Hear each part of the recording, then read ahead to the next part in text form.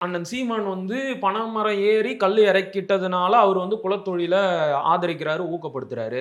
2018ல எதை ஊக்கப்படுத்துறதுக்காக அண்ணன் திருமாவளவன் அவர்கள் பனை விதை நடும் திருவிழாவை திருவிழா. முன்னெடுத்தாரு. ம். மிகப்பெரிய அளவுக்கு அந்த விழா வந்து முன்னெடுக்கப்பட்டுச்சு. தமிழ்நாடு முழுக்க விசிக கட்சியை சேர்ந்த தொண்டர்கள் பல இடங்கள்ல பனை மரத்தை நட்டாங்க. கிட்டத்தட்ட 1,50,000 பனை விதைகள் நட்டதா தகவல் சொல்றாங்க.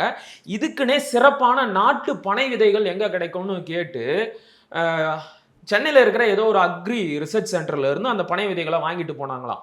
ஏன் ஏன் இதை செஞ்சீங்க? இப்ப பனை விதைகள் அதிகமா நட்டா என்ன ஆகும்? பனை மரங்கள் அதிகமா அதிகமாகும். வளரும். ம். பனை மரங்கள் அதிகமா இருந்தா பனை ஏறுற மக்களுக்கு அது ரொம்ப வசதியா போய் வருமானம் அவங்க அதிகம். மறுபடியும் பனை மரம் ஏறி கல்லை இறக்கிட்டே இருப்பாங்களா? அப்ப அந்த மக்களை ஊக்கப்படுத்துறதுக்காகவும் அவங்கள அதே குலத்தொழில ஆழ்த்தி வைப்பதற்காகவும் தான் 2018ல அண்ணன் தொல் திருமாவளவன் பனை விதைகளை நட்டாருன்னு நான் சொன்னா அது எவ்வளவு கேவலமா இருக்கும்.